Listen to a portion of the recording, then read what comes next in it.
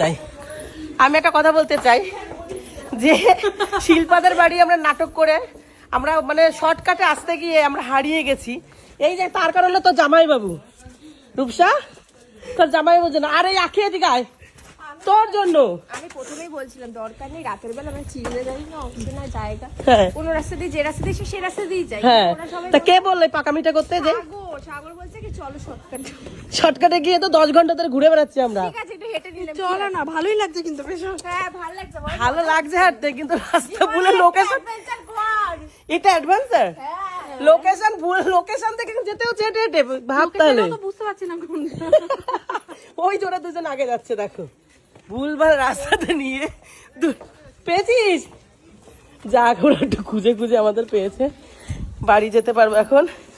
সবাই হাসছে ওরা সব আগে গাড়ি করে চলে গেছে রাখিরা আর এখন আমরা যাচ্ছি এই তো পেয়ে গেছি বাবা দেখ ফাইনালি পেলাম ওই যে চল।